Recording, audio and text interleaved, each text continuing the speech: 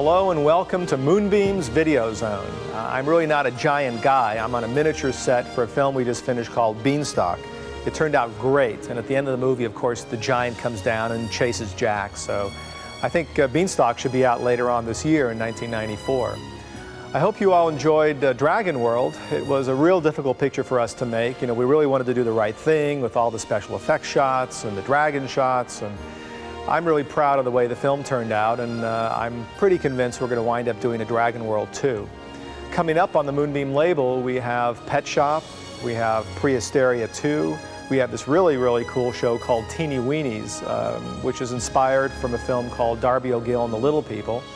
And later this year, we're shooting a film called Genie. So there's some wonderful projects that are going to be made and released on the Moonbeam label, and I hope to see you on the next edition of the Video Zone.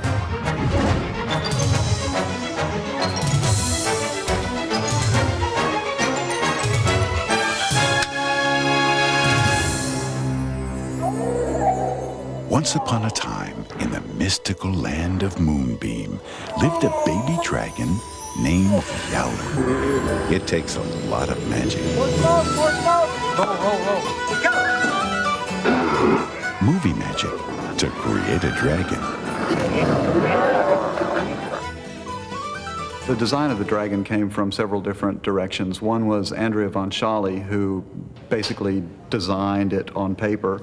And then Mark Rappaport came along and kind of helped her in designing it in a way that it would work mechanically for us.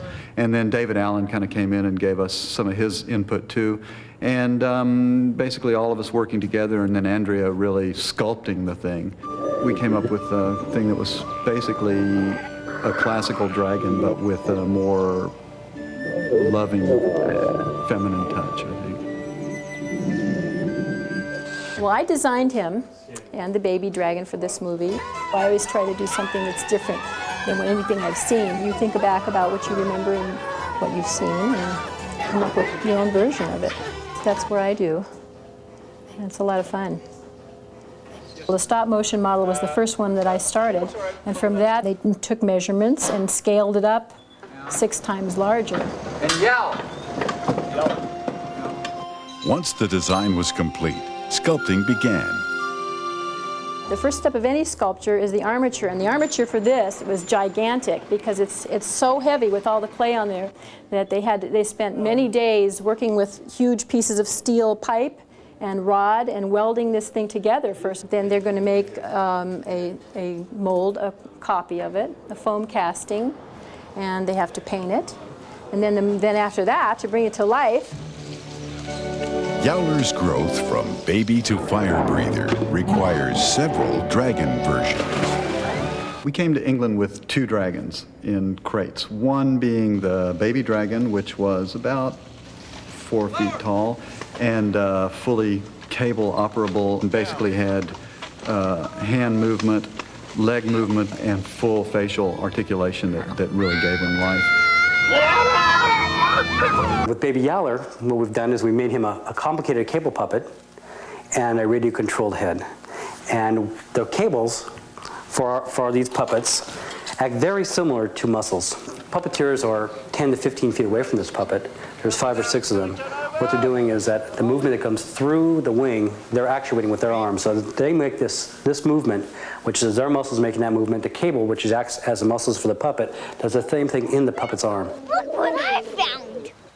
On the radio-controlled part of this, we go to your hobby store and we pick up what looks to be a regular radio-controlled transmitter, but we change it internally to make it work for us. So we get a lot of different motion. And that motion allows us to give a back and forth movement on eyebrows, which we combine with the lids moving up and down, lower and upper. The eyes move 4 ways, up, down, left, and right. And we have nostril movements, we have mouth movements, we have lip movements. Can I keep him, Grandpa, please? Different Yowlers serve different functions. We also had just kind of an empty foam puppet version of him for the scene where Johnny tackles the dragon. Cut. Excellent. And then shortly after the baby dragon arrived, in a much larger crate and in several different crates, came the big dragon, which was basically the head of the dragon and a length of its neck with all of its framework and articulation and cable controls, so that we could do scenes where we had the people in close proximity with the dragon and actually there talking to the dragon. Yowler was also created using stop-motion animation and digital computer animation. We started out thinking the movie was going to be done fully with stop-motion animation and our puppetry that we did on the set. And then after Jurassic Park came out and everyone began to see what was possible using computer-generated imagery, we decided that we'd give it a chance too on some of the scenes that we couldn't really do justice to by traditional stop-motion animation. Using both techniques requires special shots on the set. You're dealing with the very technical demands of shooting background plates, and each plate becomes like several hours of setting it up and very precisely. Action! Luckily for us, we had Chris Endicott along with us, and Chris was our special effects supervisor for the optical effects. And so Chris was with us at all times going, this is possible, that's not possible, you got to do this. Please, Ted, don't do that because it'll be impossible later. Could be good. That looks good! Now the wonderful wizardry of digital effects are created by Randall William Cook. In order to animate something digitally, what you have to do is you have to build it digitally in a wireframe form. Since the dragon was built already for other scenes in the film, we just took that sculpture and had it scanned in. Oh, yeah, get up, boy. What we have here is the first part of the animation when John and Beth escape. And when you first look at it to review it, it looks like this. This can be viewed backwards or forwards, and you can step it a little bit at a time. And you look at this to quickly preview the kind of motion you've got and to see if you've got it right. If you like it, you go back and make final adjustments. Then, when you've got the animation a little farther along, you render it out at a higher resolution that shows the actual creature's body and not just the wireframe. And it looks more complete. Digital effects artist Michael Hoover determines Yowler's exact look. The dragon is actually, when he came from the digital scan-in people, was bone white and smooth, completely uninteresting. Really looked like a marble statue. You know, we have 10 texture maps and bump maps for the dragon. The software allows us to position a projector wherever we want and shine our image right onto the side of the model, and it stays there. So when the model moves, that image moves with it. Having a dragon as a co-star made some interesting demands on the actors. You find some actors are a little bit better at pretending than others in terms of seeing something in front of them that's not there. We had a thing we called the monster stick, which was this big, tall stick with a little cutout where the dragon's head would be, and so Chris Endicott would always be there kind of like maneuvering the stick around the set so that people would have a common eye line for their reactions. It's really a matter of you just do whatever you can do on the set to try to imagine what it's going to be like to see this 20-foot tall dragon in front of you and then just bring it out of everybody. Cortland Meade was a real joy to work with. With him working with the dragon, all he needed to do was to see the puppet of the baby dragon, and the minute he saw that, he understood exactly what was going to be happening and exactly what his relationship was with the dragon. Gotcha. It's kind of cute. Yowler may be an amazing compilation of special effects, but to the actors, he's very real. He's 19 feet tall, and he literally slobbers down my neck. Actually, you know what? I've come to the conclusion that we all want the dragon to be real. Because we love the dragon so much, we want the dragon to love us back. But I'll tell you, he's a joy to be with. He's a joy. I can't say any more. A real joy. When I first saw the dragon, it was alive. It was fantastic. I was delighted and surprised at how wonderful he looks. Reading the script, I had a very vivid picture of him myself. It's very nice to be able to act with something as animated as that. Really working with the dragon, which is amazing. I've never done that before. That's quite interesting. It's wonderful. It is great. Absolutely marvelous. It's magic. Thank you, Yowler, for bringing happiness to my boy. Even royalty has fallen head over heels for Yowler. The Duke of Rutland, owner of Hayden Hall, Yowler's castle, tries his hand as a I understand puppeteer. you've done this before, Your Grace. I've done it before in Bakewell on the old small dragon, which is magnificent too. Here go the ears. And very clever. Oh yes, that's small, isn't it? What are his ears doing? It seems that Yowler and Dragonworld have found their way into everybody's hearts. We hope that yours is one of them.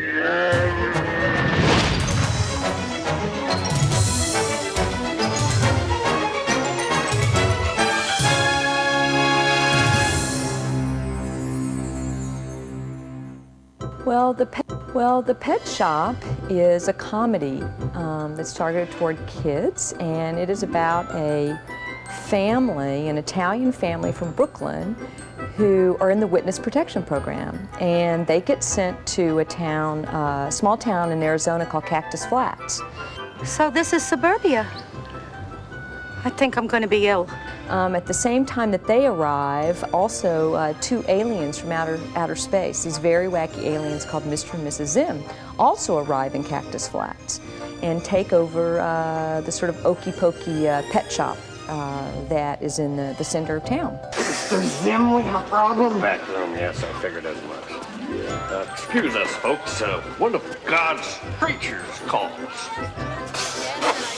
The aliens want to capture 4 kids of the town and take them back to their planet and make them into pets.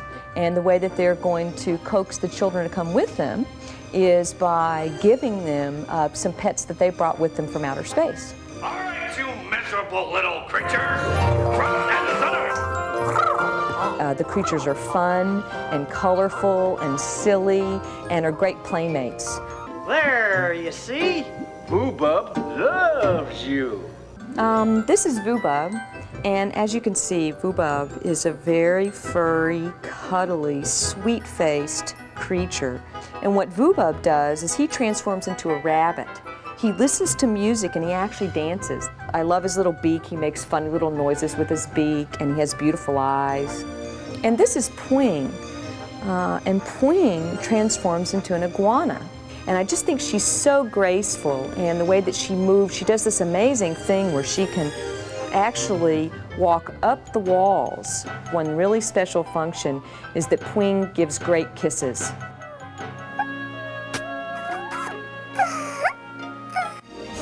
And this is Trimblecorn, and Trimblecorn transforms into a turtle. And Trimblecorn is really interesting because he's very, very strong. He's also very colorful and very playful and has a very funny little laugh as well. He is really good at chess, so he's a really smart little animal. He won! You're better than anything my dad ever bought me.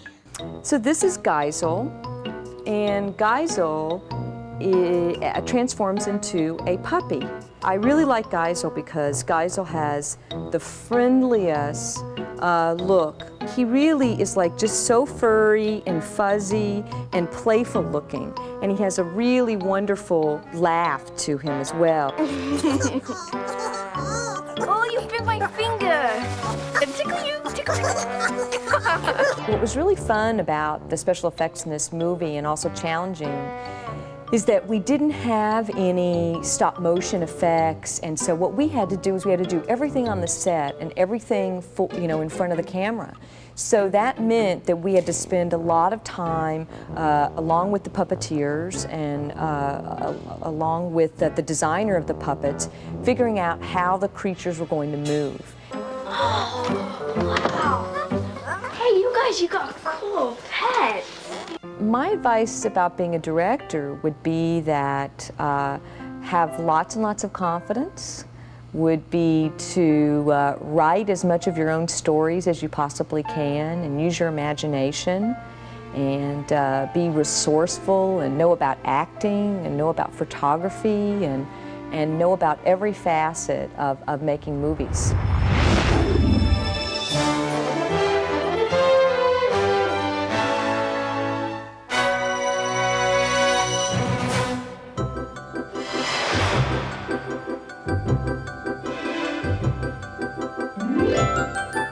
Moonbeam Entertainment invites you to take home something different. Trimble, is that you? Something wondrous. Geisel? Something magical, warm, and fuzzy.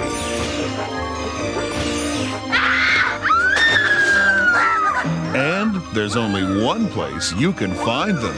So open the door already! Pet Shop. This summer, owning a pet is out of this world. Is he too cute or what?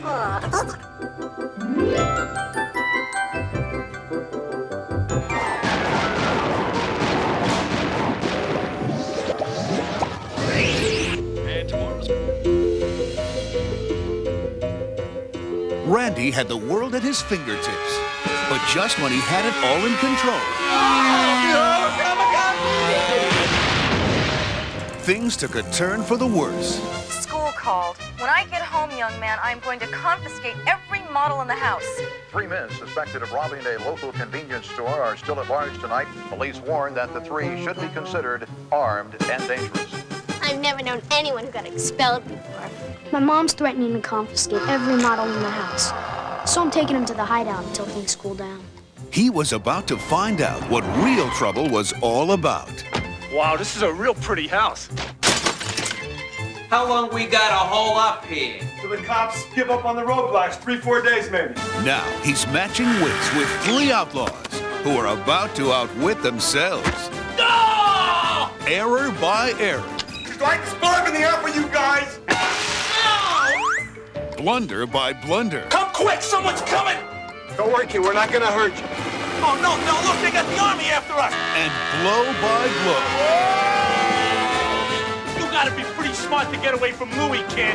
Ah, Richie! He's teaching the bad guys just how far a kid will go.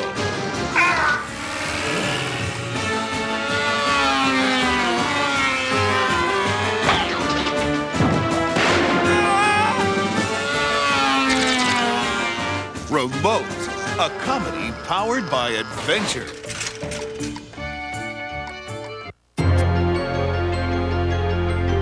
Can you give us a hint? It's from the centuries. Cold, very cold, Bob. Bigger than a breadbasket? Maybe. Is it fish or fowl? Ooh, you getting warm there, Helen? Life takes strange little turns. And once you think you've seen it all, kids, you ain't seen nothing yet. What the? The Taylors had a habit of living in the past. Can you believe my brother listens to Elvis? The geek is living in the Stone Age. Until the past My apes! Where are my apes? came to live with them. Honey, we got company.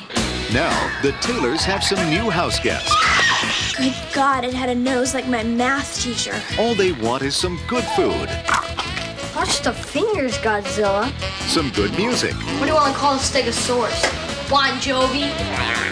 a little adventure, I want my babies back, and I want them now. You can't. and a couple of laughs. Say howdy. You just got kissed on the tush by the king. Because after 65 million years, These things were over 40 feet long and 7 tons. Guess we got the runs of the litter. these guys have a lot to catch up on. Awesome gizmo. Where's the batteries? Oh, cool, talks. Prehysteria. They're not just fossils anymore. Elvis. Available exclusively on video cassette from Paramount Home Video and Moonbeam Entertainment.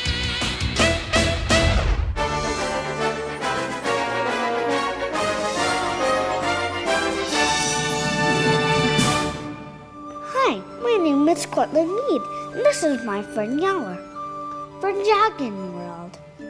We're here to tell you about the Moonbeam Fan Club. When you join, you'll get this awesome t-shirt. See? Isn't it cool? You'll also get the Moonbeam newsletter. It's got interviews and the secrets behind the special effects and inside information about upcoming Moonbeam films. You'll get our t-shirt and our newsletter for only $20. That also gets you a lifetime membership card. For more information about Moonbeam, you could call 1-800-MOONBEAM, or you could write to Moonbeam Entertainment at this address. Thanks for watching, and keep sending those fan letters. Me and Yowler will see you on the next Video Zone.